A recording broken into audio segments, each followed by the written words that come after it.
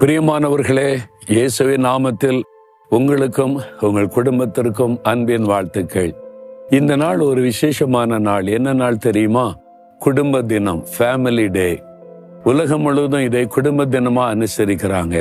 அப்படின்னா குடும்பமா நீங்க உட்கார்ந்து பேசணும், பழகணும், சாப்பிடணும், ஜெபிக்கணும், குடும்பத்துக்குன்னு ஒரு நாளை நியமிக்கணும்னு சொல்லி. வருஷத்துல ஒரு நாள் குடும்பத்துக்கு ஒரு நாளை ஒதுக்கினா போதாது. நம்ம குடும்பத்துல தானே வசிக்கிறோம். நம்ம அனுதினமும் குடும்பமா ஒரு ஐக்கியப்படணும், ஜெபிக்கணும், ஒன்னா இருக்கணும், பேசணும். அந்த சந்தோஷம் குடும்பத்துக்குள்ள இருக்கணும். சிலர் சொல்லுவாங்க, எங்களுக்கு அந்த கொடுப்பனை இல்லைங்க. ஏன் அப்படி சொல்றீங்க? கணவர் குடிச்சிட்டு அப்படியே அலையிறாரு, வீட்டுக்கே ஒழுங்க வர்றதில்லை. சிலர் சொல்லுவாங்க, மனைவி இஷ்டம் போல அலையிறா, ஒன்னு சொன்ன கேட்கறது இல்லை. பிள்ளைகள் நினைச்ச நேரம் வர்றாங்க போறாங்க, சொன்னபடி கேட்பதில்லை. குடும்பமே அப்படி இருக்குன்னு சொல்லி. ஆனா ஆண்டவர் வாக்கு கொடுத்திருக்கிறார். அப்போஸ்தலர் 16:31 கர்த்தராகிய இயேசு கிறிஸ்துவை விசுவாசி, அப்பொழுது நீயும் உன் வீட்டாரும் ரட்சிக்கப்படுவீர்கள். குடும்பமே ரட்சிக்கப்பட்டு தான் இந்த பிரச்சனைக்கு ஒரு மாற்றம் வந்துடும்.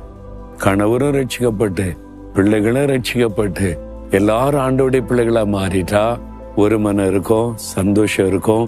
ஒன்னா கூடி ஜெபிக்கலாம், ஒன்னா உட்காந்து சந்தோஷமா சாப்பிடலாம். அந்த குடும்ப மன மகிழ்ச்சி இருக்கும். அதுக்குதான் குடும்பம் ரட்சிக்கப்படணும்.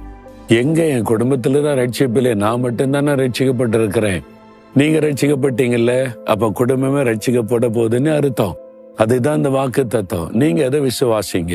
என் குடும்பம் ரட்சிக்கப்படும், எல்லாரும் இயேசு விசுவாசத்தை ஏற்றுக்கொள்ளுவாங்க, எனக்கு ஆண்டவர் வாக்கு கொடுத்திருக்கிறார். இதை சொல்லி நீங்க ஜெபிச்சு பாருங்க, அந்த மாற்றம் வரும். நான் ரட்சிக்கப்பட்ட உடனே என் குடும்பம் ரட்சிக்கப்படணுமே என்ற ஒரு ஆத்திரம் வந்தாரு. பக்தியுள்ள குடும்பம். என்னுடைய பாட்டி, என்னுடைய தாய், தகப்பன் பக்தியா தெய்வத்தை வணங்குறவங்க. ஆனா மெய்யான ஆண்டவர் அறிந்து ரட்சிக்கப்படணுமே. நான் இந்த வசனத்தை வைத்துதான் ஜெபிக்க ஆரம்பிச்சேன். ஆண்டவரை நாம விசுவாசிக்கிறேன், அதனால என் குடும்பம் ரட்சிக்கப்படும். என் தாயார், என் தகப்பனார், என்னுடைய பாட்டி, என் சகோதரங்க எல்லாரும் ரட்சிக்கப்படணும். அதை வைத்து தொடர்ந்து ஜெபிக்க ஆரம்பித்தேன், துதிக்க ஆரம்பித்தேன். ஆண்டவர் பாருங்களேன், என் தாயரை ரட்சித்தார், தகப்பனாரை ரட்சித்தார், பாட்டியை கூட ரட்சித்தார். குடும்பமே ஒரு பெரிய சந்தோஷம், ரட்சிப்பின் சந்தோஷம். இன்னும் சில ரட்சிக்கப்பட வேண்டியது இருக்கிறது, அதுக்காக தொடர்ந்து ஜெபிக்கிறேன். உங்க குடும்பத்துல நீங்க இந்த வசனத்தை வைத்து, ஆண்டவரே நீங்க வாக்கு கொடுத்திருக்கிறீங்க, நான் ரட்சிக்கப்பட்டேன், என் குடும்பமே ரட்சிக்கப்படணும், இந்த வாக்குத்தத்தத்தை நிறைவேறணும், அதற்காக நான் ஜெபிக்கிறேன்னு ஜெபித்து பாருங்க. கட்டாயம் ரட்சிக்கப்பட்டு குடும்பமே நீங்க மகிழ்ந்திருப்பீங்க. ஜெபிக்கலாமா? ஆண்டவரே, நீர் வாக்கு கொடுத்திருக்கிறீர், நீயும் உன் வீட்டாரும் ரட்சிக்கப்படுவீர்கள் என்று சொன்னீர். எங்க வீட்டுல ரட்சிக்கப்படாத ஒவ்வொருவருக்காக நான் ஜெபிக்கிறேன்.